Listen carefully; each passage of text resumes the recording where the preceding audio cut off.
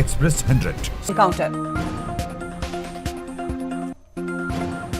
UP STF के मुताबिक जब उसने अमर दुबे को घेरा तो उसने फायरिंग शुरू कर दी, जिसके बाद जवाबी फायरिंग में अमर दुबे ढेर हो गया। बुधवार सुबह 6:30 बजे ये एनकाउंटर किया गया है। बताया जा रहा है कि अमर मोधा में करीबी रिश्तेदार के घर पर छिपने जा रहा था। इससे पहले वो फरीदाबाद में छिपा हुआ था, लेकिन यूपी एसटीएफ ने भागकर मोधा पहुंचा था उनसे। एनकाउंटर में ढेर हुआ अमर दुबे गैंगस्टर विकास दुबे का राइट हैंड बताया जाता है। चौबेपुर के बिकरू गांव में हुए शूटआउट में शामिल था। पुलिस ने उस पर 25,000 का इनाम घोषित किया हुआ था। पुलिस का कहना है कि उसे मारना नहीं चाहते थे वो, बल्कि जिंदा पकड़ना चाहते थे, लेकिन जब एसटीएफ ने उसे सरेंडर करने को कहा तो उसने फायरिंग शुरू कर दी, जिसके बाद जवाबी फायरिंग में वो ढेर हो गया। यूपी एसटीएफ इसे बड़ी कामयाबी मान रही है। हरियाणा पुलिस सुबह 11 बजे से 12 बजे के करीब प्रेस कॉन्फ्रेंस करेगी। विकास दुबे का एक साथी बताया जा रहा है गिरफ्तार कर लिया गया है। हरियाणा के फरीदाबाद में हत्यारे विकास दुबे के 2 साथी गिरफ्तार हुए। फरीदाबाद में गैंगस्टर के दिखाई देने की खबर है। अलर्ट के बाद दिल्ली एनसीआर के चेक पोस्ट में चेकिंग अभियान तेज किया गया। फरीदाबाद के होटल में मिले सीसीटीवी के फुटेज में एक शख्स विकास दुबे के होने की आशंका जताई जा रही है।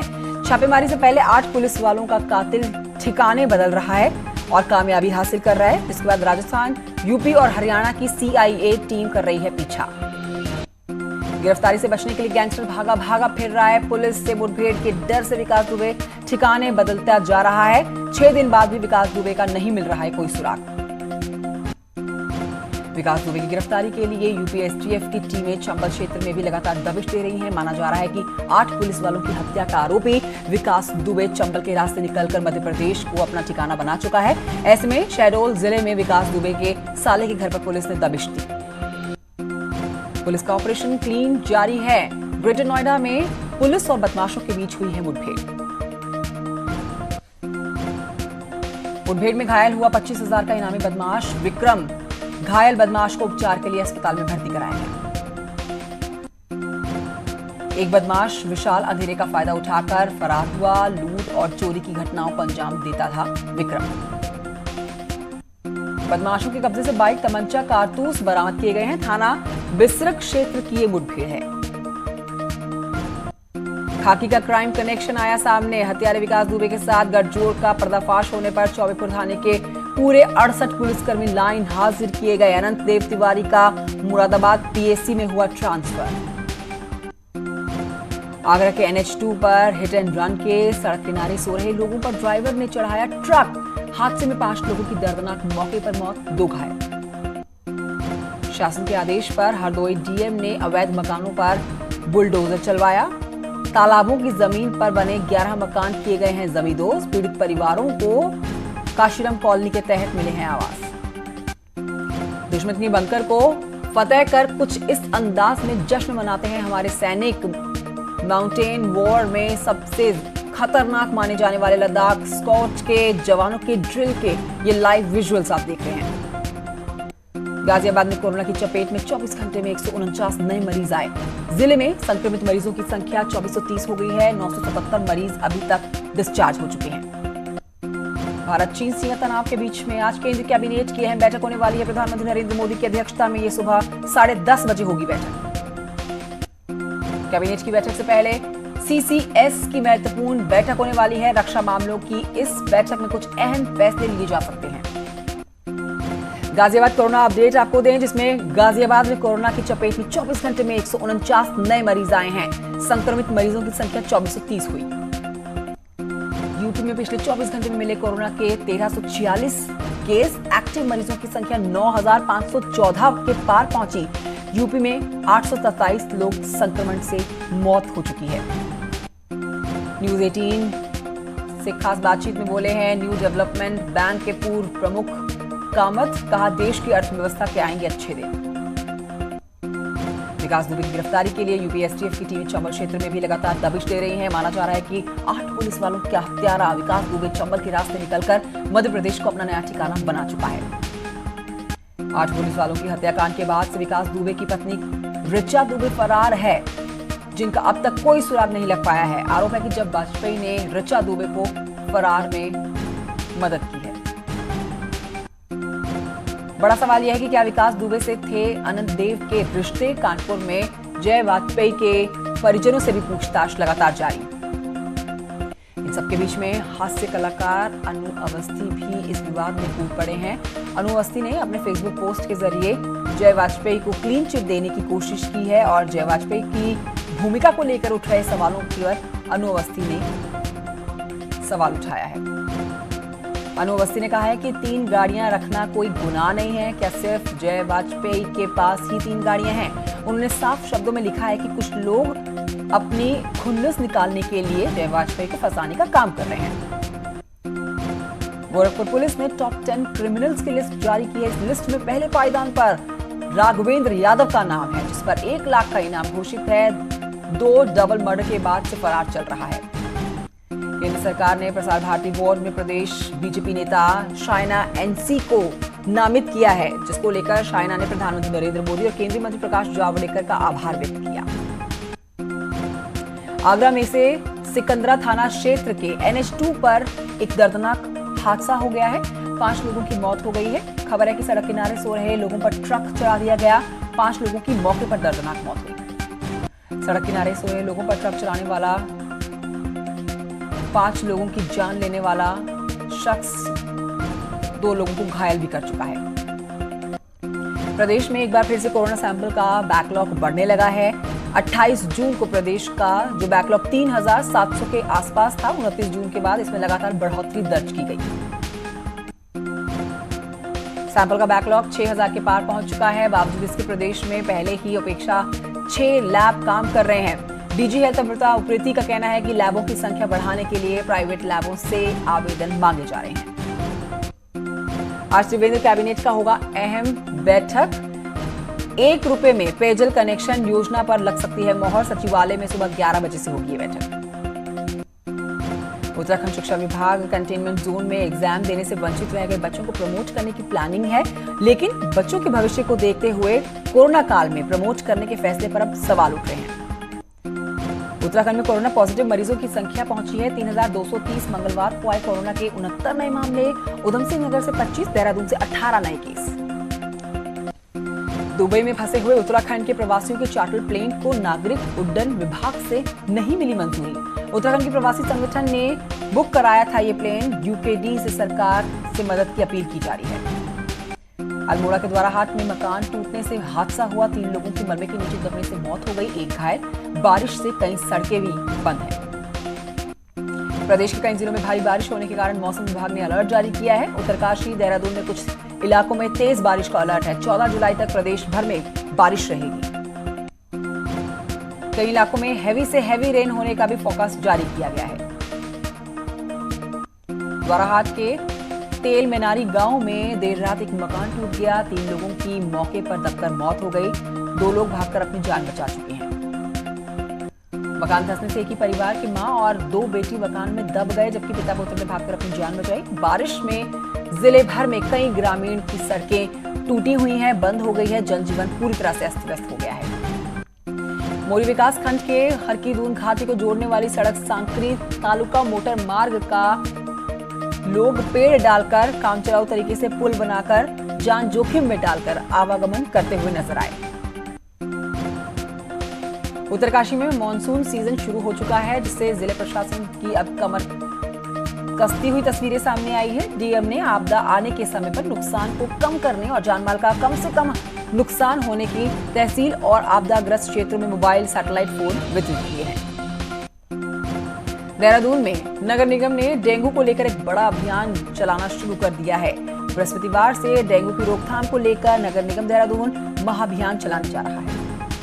बताया जा रहा है कि घरों, कॉम्प्लेक्सेस में मकानों पर 500 से 5000 तक चालान की कार्रवाई भी करेगा।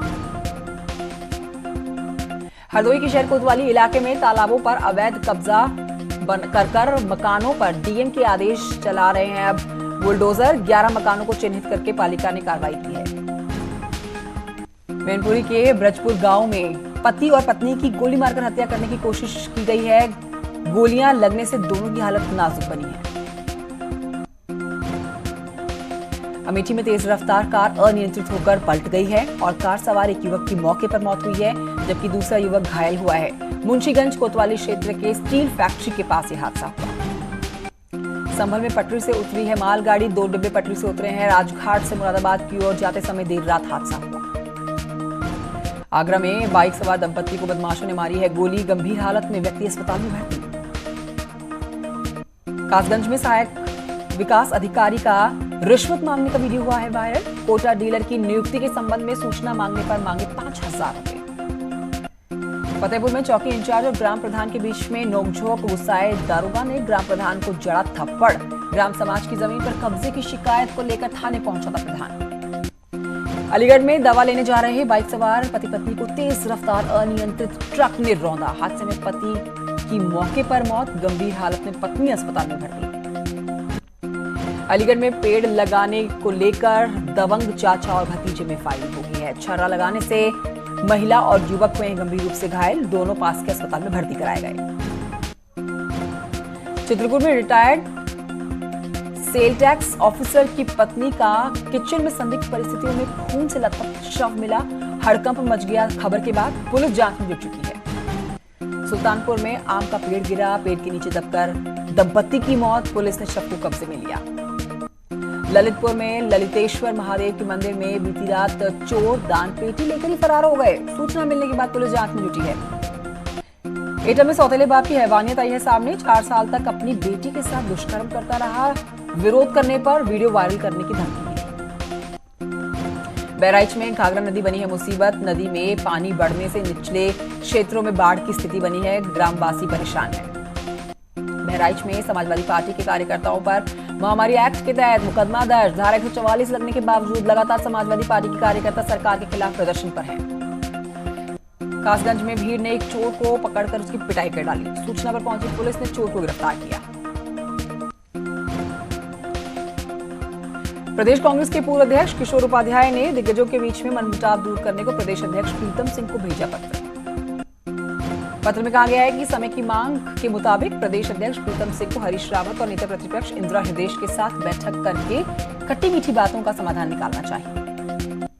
देहरादून में अब भूमाफियाओं की खैर नहीं है, क्योंकि ऐसे भूमाफियाओं पर अब गैंगस्टर एक्ट के तहत कार्रवाई होगी। जमीन फ्रॉड के मामले बढ़ रहे हैं, जिसके चलते डीआईजी अरुण मोहन जोशी ने सख्त कार्रवाई के निर्देश दिए। मंगलवार को डीआईजी ने सभी सीईओ के साथ मीटिंग करके जल्द ही भूमाफियाओं पर सख्ती बरतने के निर्देश दिए। चमोली में मछली पालन के तहत ही किसान ट्राउट फिश का पालन करके अच्छा लाभ कमा रहे हैं। जिले के मत्स्य पालन समूहों की करें बात तो यहाँ पर इस समय 13 समितियों के माध्यम से ग्रामीण ट्राउट फिश का पालन कर रहे हैं। समिति द्वारा 1 लाख तक की मछली बेचकर अच्छा मुनाफा कमाया जा रहा है, जिससे उत्साहित मत्स्य विभाग अब और लोगों की समितियों के माध्यम से जोड़कर ट्राउट पालन को बढ़ावा दे रहा है। अब बात करते हैं सीबीएसई सिलेबस से जुड़ी हुई, जिसमें क्लास 9 से 12 तक के सीबीएसई के सिलेबस में होगा संशोधन। 2020-21 के सेशन में 30% सिलेबस होगा कम।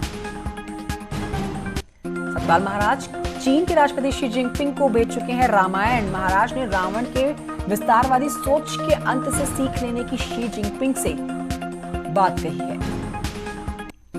दूसरे राज्यों के लोग जल्द कर सकेंगे 4 धाम के दर्शन, 4 धाम यात्रा पर जा पाएंगे। पर्यटन मंत्री सतपाल महाराज ने संकेत दिए इसके। फिलहाल उत्तराखंड के लोग ही कर सकते हैं यात्रा। सीएम त्रिवेंद्र सिंह रावत ने अधिकारियों के साथ बैठक की है। कहा कि सीमा वाले इलाकों में जल्द खोली जाए सड़क। चीन और नेपाल से जुड़ते हैं उत्तराखंड के इलाके। प्रदीप टम्टा ने उठाया कनेक्टिविटी का मुद्दा। बॉर्डर इलाकों में कनेक्टिविटी ठीक करे सरकार। टनकपुर जौलजीबी सड़क को लेकर सवाल उठाए। कांग्रेस पार्टी के उपाध्यक्षों की बैठक हुई है। बैठक में 17 उपाध्यक्ष रहे मौजूद। बैठक में 3 प्रस्तावों पर लग गई है मोहर। दुबई में फंसे उत्तराखंड के प्रवासियों के चार्टर प्लेन को नागरिक उड्डयन विभाग ने मंजूरी नहीं दी। उत्तराखंड के प्रवासी संगठन ने बुक कराया था ये प्लेन। यूकेडी से सरकार की मदद की अपील की। देहरादून के पटेल नगर नेपाली युवक का हाई वोल्टेज ड्रामा देखा गया है। नेपाल जाने की मांग को लेकर हाई टेंशन तार पर चढ़ गया युवक। पुलिस ने काफी मशक्कत के बाद नीचे उतारा। उधम सिंह नगर के जसपुर में एसपीओ की मौत के बाद वीडियो वायरल है। पुलिस कर चुकी है एसपीओ का अंतिम संस्कार। मृतक ने कई लोगों पर लगाया है धमकाने का आरोप। नैनीताल जिला जेल का कैदी हुआ फरार, चलती गाड़ी से कूदकर भागा। भागेश कुमार कैदी काशीपुर से रिमांड के बाद लाया जा रहा था नैनीताल। भारी बारिश और बाढ़ के बीच में गुजरात के राजकोट में उफनती नदी में सैलाब के साथ 2 लोग बह गए। अनलॉक 2 में कुछ पर्यटन स्थलों को छोड़ देश की बाकी सभी ऐतिहासिक इमारतों को पर्यटकों के लिए खोल दिया गया है। 4 महीने पहले कोरोना के खतरे की वजह से इन इमारतों को बंद किया गया था। उत्तराखंड में नर्सों के डांस का वीडियो वायरल हुआ। नर्सों के पहाड़ी गाने पर डांस करता हुआ वीडियो सोशल मीडिया पर काफी पसंद किया जा रहा है। मध्य प्रदेश के झाबुआ में कुछ लोगों ने एक लड़के और एक लड़की की बेरहमी से पिटाई कर डाली, जिसके बाद दोनों को काफी चोटें आई। तमिलनाडु के हाथी की फोटो सोशल मीडिया पर वायरल हो रही है। हाथी की फोटो इंडियन फॉरेस्ट ऑफिसर सुधा रामने ने ट्विटर पर शेयर की है। जापान के दक्षिणी इलाके में भारी बारिश के बाद आई बाढ़ की वजह से 35 से ज्यादा लोगों की मौत की खबर है। कई लोग लापता हैं। अमेरिका के कैलिफोर्निया राज्य के लॉस एंजलिस में जंगल में आग लगी है। 88 जिलों की 88 खबरों के बाद वक्त एक छोटे से ब्रेक का है। कहीं मत जाइए, हम जल्द लौट रहे कुछ और खबरों के साथ।